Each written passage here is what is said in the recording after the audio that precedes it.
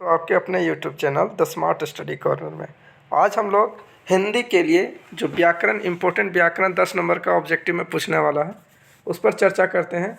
और ये समझ लीजिए कि यहाँ 100% जो व्याकरण से क्वेश्चन आने वाले हैं यहीं से आने वाले हैं, इसलिए अच्छा से वीडियो को लास्ट तक देखें। ठीक है, हम लोग शुरुआत करते हैं आज समास के विषय में। समास, सबसे पहले समास की बात करें तो समास होता क्या है। समास दो या उससे अधिक शब्दों से मिलकर बनता है और जिससे एक नए शब्द का निर्माण होता है उसको कहते हैं समास। समास में हम लोग 6 प्रकार का देखते हैं: द्विगु समास, द्वंद्व समास, कर्मधारय समास, तत्पुरुष समास। ठीक है, तो कुछ हम लोग यहाँ इंपॉर्टेंट समझेंगे कि आखिर प्रश्नों को हल कैसे करें, कैसे पकड़ें कि ये कौन सा समास होगा। यथाशक्ति, यथाशक्ति हमारा कौन सा समास है? कर्मधारय, बहुब्रीहि, द्वंद्व या अव्ययी भाव। तो अगर हम लोग बात करें तो ये है अव्ययी भाव। यथाशक्ति यानी शक्ति के अनुसार, ये भाव की बात करा तो ये हमारा अव्ययी भाव हो गया। अगला है देव कन्या में कौन सा समास है? देव कन्या यानी देवताओं की कन्या, तो ये कौन सा हमारा आ जाएगा? तत्पुरुष समास। राजकन्या, देव कन्या ये सभी हमारे तत्पुरुष समास में आएंगे। प्रश्न है विद्या अनुराग कौन सा समास है? विद्या अनुराग भी तत्पुरुष समास से। फिर हमारा है दो अथवा दो से अधिक शब्दों के मिलने पर जो एक नया स्वतंत्र पद बनता है उसे समस्त पद तथा इस प्रक्रिया को क्या कहते हैं? इस प्रक्रिया को हम समास कहते हैं। समास के कितने भेद हैं? तो समास के कुल 6 भेद हैं। जिस समास के दोनों पद प्रधान हो, 2 पद से मिलकर बना है समास, दोनों अगर हमारा क्या हो? प्रधान हो, तो वो क्या कहलाता है? द्वंद्व समास कहलाता है। जैसे कोई वर्ड हो माता पिता, ठीक है, नमक मिर्च, ये सभी द्वंद्व समास में आते हैं। जिस समस्त पद में पहला पद संख्यावाचक हो, देखिए यहाँ सारा डेफिनेशन दिया है, अगर इसको अच्छा से समझ लें तो सारा समास जहाँ पहला पद संख्या होगा, जैसे त्रिलोक, पंचतत्व, तो 5 तत्व से का समूह पंचतत्व हो गया, ये सभी क्या आता है? द्विगु समास में आता है, तो इसको क्या कहेंगे? द्विगु समास। ठीक है, जिस समस्त पद के खंड विशेष विशेषण या उपमान उपमेय होते हैं उसे क्या कहते हैं? जैसे हम कह सकते हैं चंद्रमुखी यानी उसका मुख चंद्र के जैसा है, तो वो विशेषता बता रहा है, तो ये कैसे समास में आता है? कर्मधारय समास कहलाता है। जैसे नीलकंठ, बहुब्रीहि भी होता है, बहुब्रीहि के विषय में जानेंगे। बहुब्रीहि समास का मतलब होता है कोई एक ऐसा शब्द का जोड़ा जिससे किसी नए चीज़ का प्रतीक हो रहा है। जैसे लंबोदर यानी जिसका उदर लंबा हो, गणेश जी को इंडिकेट कर रहा है, इसका मतलब वो बहुब्रीहि समास है। ठीक है, नीलकमल, वैसा कमल जो नीला हो, तो ये हमारा कर्मधारय समास कहलाता है। जिस समस्त पद में दूसरा पद प्रधान हो और प्रथम पद में एक काष्ठ चिन्ह का लोप किया जा रहा हो, जैसे राजकन्या, कन्या किसकी है? राजा की कन्या है, तो ये हमारा एक चिन्ह का बात किया जा रहा है, तो ये हमारा किस में आ जाएगा? तत्पुरुष समास हो जाएगा। जिस समास में प्रथम पद अव्यय हो और जो उत्तर पद के साथ जुड़कर पूरे पद को अव्यय बना दे, यानी एक तो अव्यय पहले से था लेकिन उसमें एक पद जुड़ गया और पूरा तरह से अव्यय बन गया, उसको क्या कहते हैं हम लोग? उसको कहते हैं अव्ययी भाव समास। जिस समास में कोई भी पद प्रधान नहीं होता वरन दोनों ही पद किसी अन्य संज्ञा शब्द के विशेषण होते हैं उसे क्या कहते हैं? उसको कहते हैं बहुव्रीहि समास। आजीवन में कौन सा समास है? देखिए यहाँ जीवन में आ लग गया और इसको पूरा इसका जीवन पर्यंत के इसका मतलब हो जाता है, तो ये हमारा किस में चल जाएगा? अव्ययी भाव समास में। यानी आ पहले से अव्यय था और इसका उत्तर में लग के या अव्ययी बना दिया, अव्ययी भाव। उत्तरोत्तर, उत्तर का उत्तर, ये कौन सा समास है? यही अव्ययी भाव समास है। जैसे हम कह सकते हैं प्रत्येक दिन, प्रतिदिन। पद चिन्ह में कौन सा समास है? पद चिन्ह, तो हम यहाँ तत्पुरुष समास कहेंगे। चिन्ह किसका? पद। निडर, निडर में कौन सा समास है? यानी डर के साथ नहीं लगा हुआ है, तो ये हमारा क्या हो जाएगा? अव्ययी भाव समास। जन्मांध में कौन सा समास है? तो ये हमारा ये तत्पुरुष समास है। अटूट में कौन सा समास है? अटूट, ये हमारा है नंग समास का ही रूप है। पुरुषोत्तम में कौन सा समास? पुरुषों में उत्तम, ये क्या है? अव्ययी भाव या द्विगु या तत्पुरुष या बहुब्रीहि, तो ये तत्पुरुष है, पुरुष का उत्तम यहाँ पर विशेषता बता रहा है। राजकुमार यानी राजा का कुमार बेटा, तो इसको क्या कहेंगे? तत्पुरुष समास। राजा रानी, यहाँ अलग अलग शब्द हैं, तो ये क्या हो जाएगा? द्वंद्व समास। सास ससुर में कौन सा समास है? यहाँ भी द्वंद्व समास, सास और ससुर अलग अलग हैं। दशरथ में कौन सा समास है? दशरथ, जिसमें दस और रथ हो, तो यहाँ 10 हम कह सकते हैं, ये बहुब्रीहि समास, दशरथ किसी का इंडिकेट किया जा रहा है। फल फूल, ये कौन सा है? द्वंद्व समास में आ जाएंगे। मनोविज्ञान में कौन सा समास है? मनोविज्ञान, तो विज्ञान को इंडिकेट कर रहा है, तो ये तत्पुरुष समास। रसोई पानी, ये क्या हो जाएगा? द्वंद्व समास। पंचकौड़ी, पंच 5 आ गया, 5 में क्या आ जाएगा? द्विगु समास। मान मनौती में क्या आ जाएगा? ये द्वंद्व हो जाएगा, मान अलग मनौती अलग। दिया बाती, ये भी द्वंद्व समास। बेटी पतोहू, ये भी हमारा द्वंद्व समास। रहस्यमय में कौन सा समास है? तो हमारा क्या हो जाएगा? रहस्यमय तत्पुरुष। तिपाई, जिसमें 3 पाई हो, 3 यानी कि हमारा क्या हो जाएगा? द्विगु समास। जहाँ भर नंबर की बात करेगा। सजीव में कौन सा है? जीव में स लग गया, सजीव, ये क्या हो जाएगा? अव्ययी भाव समास। शोरगुल, शोर अलग है, गुल अलग है, इसका मतलब ये क्या है? द्वंद्व समास है। विशाल काय समास, विशाल काय किसका समास है? विशाल काय कर्मधारय समास। काय मतलब शरीर, शरीर कैसा है? विशाल है, उसका विशेषता बता रहा है। रेल यात्रा, यात्रा जो है किससे चला जा रहा है? रेल से, यानी तत्पुरुष समास। रेल विश्राम में कौन सा समास है? रेल विश्राम, ये हमारा क्या है? तत्पुरुष समास। अनंत में कौन सा समास है? ये हमारा है नंग समास। सतराज में कौन सा समास है? तत्पुरुष समास। अनचाहा में कौन सा समास है? ये सभी नंग समास में आते हैं, यानी कि हमारा मातृभाषा में कौन सा समास है? भाषा को यहाँ रखा गया है, तत्पुरुष समास। अनजाना में कौन सा समास है? यह है नंग समास। आवश्यकता अनुसार में कौन सा समास है? आवश्यकता अनुसार, यह है अव्ययी भाव समास। भाई भौजाई में कौन सा समास है? तो यह हमारा क्या चला जाएगा? द्वंद्व समास। भाई अलग होता है, भौजाई अलग होता है। कली कसम में कौन सा समास है? तो यह हमारा द्वंद्व समास।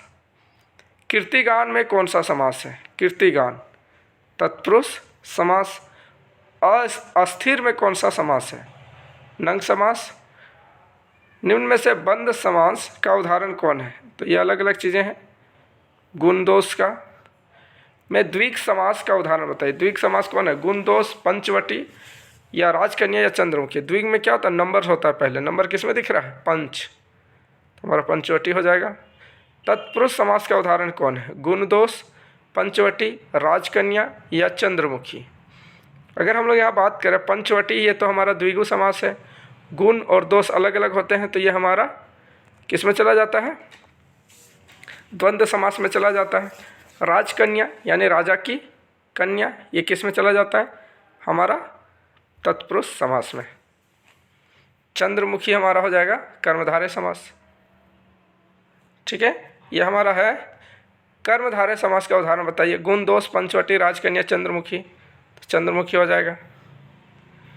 फिर हमारा है निम्न में अव्ययी भाव समास का उदाहरण कौन है? गुण दोष, पंचवटी, चंद्रमुखी या साफ।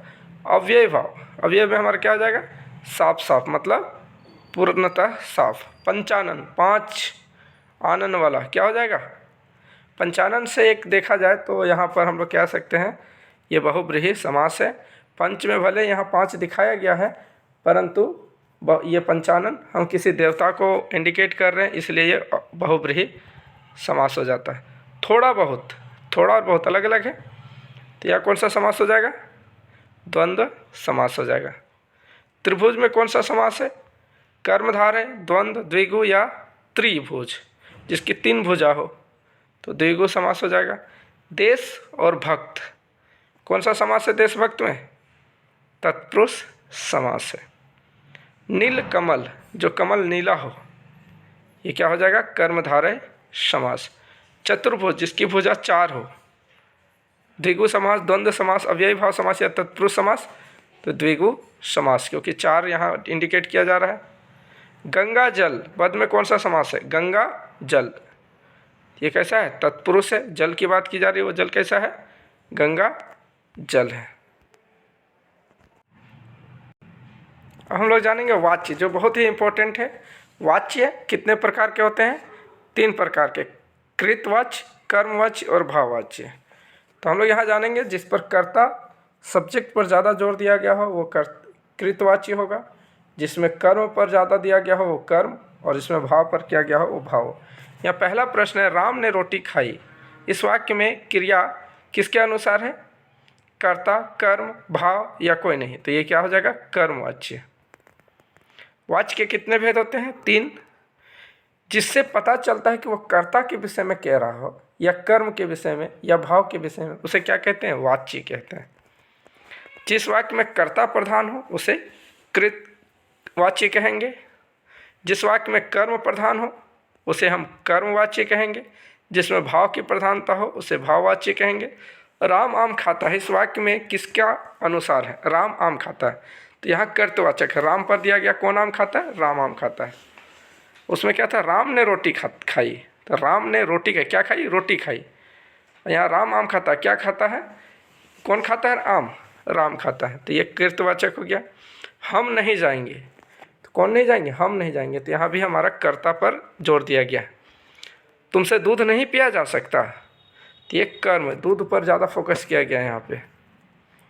ठीक है, तुम दूध नहीं पीते हो तो वो अलग हो जाएगा। तुमसे दूध नहीं पिया जा सकता मतलब दूध पर इंडिकेट करके कर्म हो गया। मुझसे ऐसी बातें नहीं सुनी जाती है, तो ये कर्मवाच्य है, ऐसी बातें नहीं सुनी जाती है। तुम दूध नहीं पी सकते, तुम दूध नहीं पी सकते, पिया नहीं जा सकता पहले था, यहाँ नहीं पी सकते, इसका मतलब यहाँ कर्ता पर जोर दिया गया है। तुम ऐसी बातें नहीं सुन सकते, ये किसके अनुसार है? कर्ता के अनुसार। राम से तेज दौड़ा जाता है, इस वाक्य में क्रिया किसके अनुसार है? भाव के अनुसार। राम से तेज दौड़ा जाता है। हमसे वहाँ नहीं रहा जाएगा, ये क्या है? भाववाचक है। पक्षियों द्वारा आकाश में उड़ा जा सकता है, ये भी भाववाचक है। मुझसे सर्दियों में नहीं नहाया जाता, ये भी भाववाचक है। राम तेज दौड़ता है, ये कृतवाचक है। वाच्य, हम वहाँ नहीं रहेंगे, ये कर्तावाच्य है। पक्षी आकाश में उड़ते हैं, ये कर्तावाचक वाच्य है। मैं सर्दियों में नहीं नहाता, ये भी कर्तावाच्य है। रवि से पुस्तक पढ़ी जाती है, यह वाक्य किस वाच्य पर है? कर्मवाच्य पर है। रवि से देर तक खाना खाया जाता है, रवि से देर तक खाना खाया जाता है, ये भी कर्मवाच्य खाना का जिक्र किया गया है। वाच्य के भेद की बात करें तो 3 है। भाववाच्य का उदाहरण है, राकेश पुस्तक पढ़ता है, पिंकी जग गई, मैं ऐसा नहीं कर सकता, पक्षी से उड़ा नहीं जाता है। पक्षी से उड़ा नहीं जाता, क्या है? ये भाव है। कर्मवाच्य की बात करें, चला नहीं जाता, कामना से चिट्ठी लिखी जाती है, तो किस पे चिट्ठी का बात किया जा रहा है? से शब्द जुड़ गया, मतलब कर्मवाच्य है, ने से बीच में रहेगा। यहाँ पर बात करें कर्तवाच्य में, रमन के द्वारा पत्र लिखा जाता है, गौरव से चला नहीं जाता, रात भर कैसे जागा जाएगा, या अंधा पढ़ नहीं सकता, तो अंधा पढ़ नहीं सकता ये कर्तावाच्य है। ठीक है। दूध पिया नहीं जा रहा, इस वाक्य में कौन सा वाच्य है? भाववाच्य है, दूध पिया नहीं जा रहा। मैं रोटी खाता हूँ, यह है कर्तावाच्य। बच्चों से खेला जाएगा, यह हमारा है भाववाच्य। राम द्वारा आम खाया जाता है, ये क्या है? राम खा रहा है, इसलिए ये क्या है? राम द्वारा, द्वारा से, ये सब जितने भी आएंगे ये सब कर्मवाच्य में आएंगे। मुझसे चला नहीं जाता, ये क्या है? भाववाच्य है। अब हम लोग जानेंगे वाक्य से जुड़ा हुआ प्रश्न। वाक्य से भी 2 प्रश्न होते हैं। वाक्य की बात करें जो सेंटेंस बनाते हैं, ठीक है, तो वाक्य कितने प्रकार के होते हैं? 3 प्रकार के मुख्यतः जानते हैं, सरल वाक्य, संयुक्त वाक्य और मिश्र वाक्य। सरल वाक्य एक सिंपल लाइन में कहलाएंगे। संयुक्त में क्या होता है? सबसे पहले संयुक्त की बात करें तो 2 लाइनों को आपस में और एवं ये सबसे जोड़ दिया जाए। और मिश्र वाक्य में 2 लाइन भले अलग हों, लेकिन ये अलग अलग दिख रहे हो, लेकिन वो एक ही लाइन से जुड़ा हुआ, यानी दूसरा लाइन पहला लाइन से कनेक्टेड होता है। जैसे जब मैं घर जाऊंगा तब मैं खेलने जाऊंगा, तो ये सभी मिश्र वाक्य में आते हैं। ठीक है, चलिए प्रश्नों को फटाफट देख लेते हैं, यहीं से सारा प्रश्न आएंगे। प्रश्न है, ड्राइवर ज़रा दूसरे चक्कों को भी देख लो और पंप ले जाकर हवा भर दो। ये क्या है? संयुक्त वाक्य है। ड्राइवर जरा दूसरे चक्कों को भी देख लो और शब्द आ गया यहाँ, ये पंप ले जाकर हवा भर दो, तो ये संयुक्त वाक्य है। सार्थक शब्द या शब्दों की वह वैज्ञानिक क्रमबद्धता जिससे किसी भाव या विचार की पूर्णता से अभिव्यक्ति होती है, उसे क्या कहते हैं? वाक्य कहते हैं। वाक्य के कितने घटक हैं? 2 घटक हैं। जिसके बारे में कुछ कहा जाए उसे उद्देश्य कहते हैं।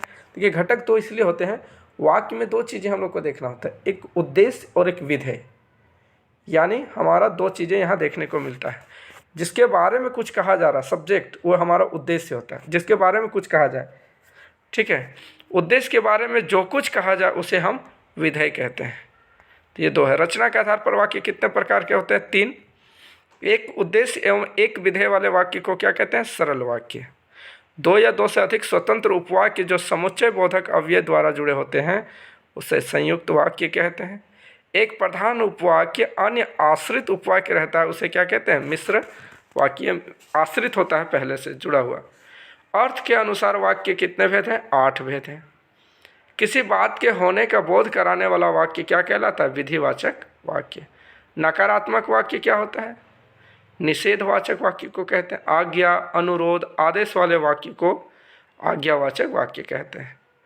प्रश्न किए गए जाने वाले वाक्य को प्रश्नवाचक वाक्य कहते हैं। विस्मय, हर्ष, दुख, घृणा का बोध कराने वाले वाक्य को विस्मयाबोधक वाक्य कहते हैं। इच्छा या शुभकामना वाले वाक्य को इच्छात्मक वाक्य कहते हैं। संदेहवाचक वाक्य को संदेहवाचक वाक्य कहते हैं। शर्त या संकेत वाले वाक्य को संकेत सूचक वाक्य कहते हैं। मिस्र वाले का उदाहरण कौन सा है? आंखें खुली तो देखा मेरे सामने मेरी छोटी बहन खड़ी है। ये मिस्र वाले हैं। सरल वाक्य का उदाहरण इनमें से क्या है? मेहनत करने पर भी मजदूरों को पर भरपेट खाना नसीब नहीं होता। ये सभी एक ही वाक्य है। संयुक्त वाक्य की बात करें, मैं पढ़ रहा था और वह टेलीविज़न देख रहा था। ये अलग अलग लाइन है। क्रिया विशेषण उपवाक्य की बात करें, वह जब तक नहीं आ जाता तब तक मैं यहीं उसकी प्रतीक्षा करता हूँ। कौन सा निषेधात्मक यानी नेगेटिव वाला है? परीक्षा में चोरी मत करो, कृपया मेरी बातों पर ध्यान दो, मेरी नज़रों से दूर हो जाओ। ये क्या है? परीक्षा में चोरी मत करो। मत मतलब नहीं। संकेत सूचक वाक्य, यदि वर्षा हुई तो मैं नहीं जा सकूंगा। यह संकेत है। पानी हुआ तो। कल कौन आएगा? ये प्रश्नवाचक है। बैठकर पढ़ो आज्ञावाचक है। राम पढ़ता है, इस वाक्य में उद्देश्य कौन है? राम है। और पढ़ता क्या है? विधेय है। मोहन विद्यालय जाता है, इसमें उद्देश्य क्या है? मोहन है। तुम कहाँ जा रहे हो? प्रश्नवाचक है। वहाँ जाओ आज्ञावाचक है। निम्नांकित में मिश्र वाक्य उदाहरण दीजिए। आँखें खुली तो देखा मेरे सामने मेरी छोटी बहन है। अब हम लोग जानेंगे अव्यय से संबंधित प्रश्न। जो हम एक्स्ट्रा वर्ड डाल देते हैं सेंटेंस को और भी शुद्ध करने के लिए और उसमें भाव लाने के लिए, उसे कहते हैं अव्यय। ठीक है। वाह वाह, कभी हम लोग किसी लाइन में कहते हैं वाह वाह, इसका मतलब ये क्या है? कैसा अव्यय है? आश्चर्यबोधक है, शोकबोधक है, स्वीकार बोधक या हर्षबोधक? तो खुशी में कहते हैं वाह वाह, तो ये कैसा है? हर्षबोधक है। अव्यय वे शब्द होते हैं जिनके रूप में लिंग, वचन, पुरुष, काल, व्याकरणिक कोटियों में कोई भी प्रभाव इसमें शामिल नहीं होता, किसी तरह कोई परिवर्तन देखने को नहीं मिलता है। सो क्या कहते हैं हम लोग? अव्यय कहते हैं। जो अव्यय शब्द क्रिया की विशेषता प्रकट करते हैं उसे हम क्या कहते हैं? क्रिया विशेषण। नाम में छिपा है। जिस अव्यय से समय का बोध हो क्या कहलाता है? कालवाचक। अव्यय के कितने भेद हैं? 5 भेद हैं। जिस अव्यय से जगह, स्थान का बोध हो उसे स्थानवाचक अव्यय कहते हैं। जिस अव्यय से रीति का बोध हो रीतिवाचक कहलाता है। जिस अव्यय से परिमाण या मात्रा का बोध हो उसे परिमाणवाचक कहते हैं। जिस अव्यय से प्रश्न का बोध हो उसे प्रश्नवाचक कहते हैं। जो अव्यय वाक्य के पदों में एक दूसरे से संबंध बतलाते हों वे संबंध बोधक कहलाते हैं। जो अव्यय 2 शब्द वाक्यांशों अथवा वाक्यों को जोड़ते हैं वे क्या कहलाते हैं? समुच्चय बोधक कहलाते हैं। जो अव्यय हर्ष, शोक, आश्चर्य, तिरस्कार, संबोधन के मनोभाव को प्रकट करे उसे विस्मयादि बोधक कहते हैं। जो वैसे अब ये जो वाक्य में किसी शब्द या पद के बाद लगाकर उसके अर्थ में विशेष बल दे तो उन्हें निपात कहते हैं। जिस निपात से स्वीकार या स्वीकृति का बोध हो उसे स्वीकार्थक निपात कहते हैं। जिस निपात से अस्वीकार हो उसे नकारार्थक निपात कहेंगे। जिस निपात से मनचाही का बोध हो उसे निषेध बोधक कहेंगे। जिस निपात से प्रश्न का बोध हो उसे प्रश्न बोधक कहेंगे। जिस निपात से किसी बात पर बल पड़े वो बल प्रदायी निपात होगा। जिस निपात से तुलना की जाती हो उसे तुलना बोधक कहेंगे। जिस निपात से अवधारणा का बोध हो उसे अवधारणा बोधक कहेंगे। जिस निपात से आदर की भावना प्रकट हो उसे आदर बोधक कहेंगे। जिस निपात से विस्मय प्रकट का बोध हो उसे विस्मयादि बोधक कहेंगे। परीक्षा में चोरी मत करना, ये मत का शब्द क्या है? निषेध बोधक है, यानी नहीं। निषेध मतलब नहीं। आप ही कल आए थे, ही मतलब क्या हुआ? बल प्रदायी। आप ही कल आए थे, आप ही किए हैं, बोलते हैं ना, जोर लगा के, उसको कहते हैं बल प्रदायी। कर्ण सा दानवीर कौन है? कर्ण क्या है? सादृश्यता बोधक है।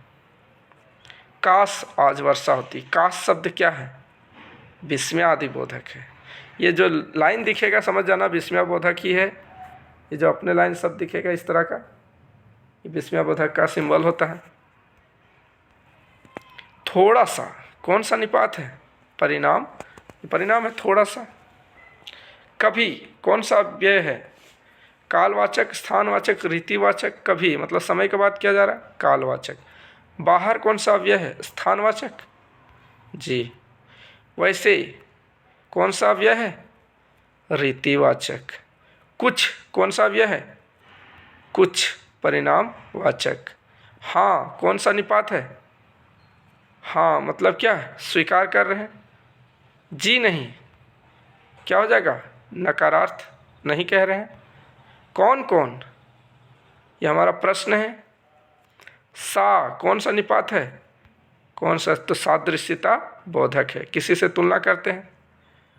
ठीक है, अब हम लोग जानेंगे उपसर्ग के विषय में। उपसर्ग यानी कि जो मूल शब्द होते हैं उसके पहले जोड़ा जाए उसे उपसर्ग कहते हैं। तो पहला प्रश्न भी वही है, वह शब्दांश जो किसी शब्द के पूर्व जोड़ा जाए उसे क्या कहते हैं? उपसर्ग कहते हैं।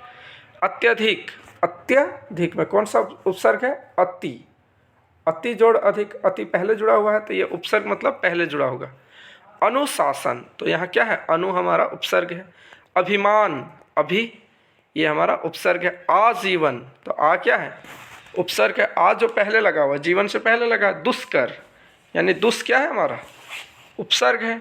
नियम, तो नी क्या है हमारा? उपसर्ग है। परिवर्तन, तो परि क्या है? उपसर्ग है। प्रतिकूल, तो प्रति क्या है? उपसर्ग है। अपमान, अप क्या है? उपसर्ग है। नास्तिक, तो नास्तिक क्या है? न हमारा, न जोड़ आस्तिक, तो न हमारा क्या है? उपसर्ग है। प्राक कथन, तो प्राक क्या है? उपसर्ग है। सदाचार यानी सद जोड़ आचार, तो हमारा उपसर्ग है। सहानुभूति यानी सह जोड़ हमारा क्या है यहाँ पर? सहानुभूति, तो उपसर्ग में क्या आ जाएगा? ये हमारा स ही होगा। स्वतंत्र में कौन सा उपसर्ग है? स्व। चौराहा में कौन सा उपसर्ग है? चौ। दोपहिया में दो। सपूत में स। हरदम में हर। कमज़ोर में कम। ये हमारे उपसर्ग के प्रश्न हैं। चलिए चलते हैं अब प्रत्यय के प्रश्न। हम लोग जानेंगे प्रत्यय। प्रत्यय में क्या होता है? बाद में आने वाले शब्द को प्रत्यय कहते हैं, मूल शब्द के बाद। यहाँ पर क्या? वास्तविक, वास्तव जोड़ इक, तो इक हमारा क्या होगा? प्रत्यय होगा। या वह शब्दांश जो किसी शब्द के अंत में जोड़ा जाए उसे क्या कहते हैं? प्रत्यय कहते हैं। धुमक्कड़, इसमें कौन सा है? प्रत्यय अक्कड़ है। लिखावट, आवट क्या है? प्रत्यय है। घबराहट, आहट क्या है? प्रत्यय है। लड़ाक, इसमें हमारा क्या हो जाएगा? आक। लड़ाकू अगर कहे तो आकू हमारा प्रत्यय है। टहलना, या लास्ट में ना है, टहल जोड़ना, तो ये हमारा क्या है? प्रत्यय। होनहार, हार क्या है? प्रत्यय है। झगड़ालू, तो आलू क्या है? प्रत्यय है। झगड़ा जोड़ आलू। फिरौती, औती क्या है? प्रत्यय। पहनावा, तो आवा क्या है? प्रत्यय है। पढ़ने वाला, तो वाला क्या है? प्रत्यय है। कामना, तो अना क्या है? प्रत्यय। सेवक, तो अक क्या है? प्रत्यय। अभिनेता, तो ता क्या है, प्रत्यय है। तांगे वाला, तो वाला क्या है, प्रत्यय है। भिखारी, भिखारी क्या है, आरी हमारा प्रत्यय है। गर्माहट, तो आहट क्या है, प्रत्यय है। मिठास, तो आस क्या है, प्रत्यय है। लोहारिन, तो इन क्या है, प्रत्यय है। अब हम लोग जानेंगे अनेकार्थी शब्द। अनेकार्थी शब्द की बात करें जिससे अनेक अर्थ निकलते हो, एक ही शब्द के अनेक अर्थ निकलते हो, उसे कहते हैं अनेकार्थी शब्द। ये हम लोग को प्रश्न में जो पादांश वाले प्रश्न होते हैं, गद्यांश वाले प्रश्न जिसमें कहानियाँ होती है, उसमें एक प्रश्न देखने को मिलता है। ठीक है, तो सबसे पहले आते हैं अरुण शब्द का एक अर्थ है लाल होता है, तो दूसरा अर्थ क्या होता है। तो अरुण को दूसरे एक लाल भी कहते हैं अरुण को, और अरुण सूर्य का भी नाम है। चंद्र शब्द एक अर्थ होता है चंद्रमा, तो दूसरा क्या होता है, कपूर। किराती शब्द का अर्थ दुर्गा होता है, तो दूसरा होता है गंगा। अनंत का अर्थ होता है, क्या होता है अनंत का अर्थ, विष्णु। पानी शब्द का एक अर्थ है जल, तो दूसरा क्या है, शान। श्री शब्द का अर्थ है लक्ष्मी, तो दूसरा अर्थ क्या है, संपत्ति। कटिल शब्द का एक अर्थ होता है कपटी, दूसरा अर्थ होता है टेढ़ा। रस शब्द का अर्थ होता है स्वाद, तो दूसरा अर्थ होता है सार। अति शब्द का अर्थ होता है वेद, दूसरा होता है कान। पानी शब्द का अर्थ होता है हाथ, तो दूसरा अर्थ होता है बाजार। कोश शब्द का अर्थ है खजाना, तो दूसरा अर्थ है शब्दकोश। जल का अर्थ है प्रतिष्ठा। सुरभि का अर्थ है तुलसी। कनक का अर्थ है सोना और धतुरा। देखिए ये इंपॉर्टेंट क्वेश्चन है, बहुत बार पूछा गया है। कनक को, सोना को भी कनक कहते हैं और धतुरा को भी कनक कहते हैं। अमृत का अर्थ है दूध और क्या होता है, जल। वीडियो को ज़्यादा से ज़्यादा शेयर कीजिए और इतना अच्छा से पढ़ लीजिए, यहाँ से एक भी व्याकरण का क्वेश्चन आप लोग का नहीं छूटेगा। इसको अच्छा से जितना बार हो सके उतना बार वीडियो देख लें। धन्यवाद।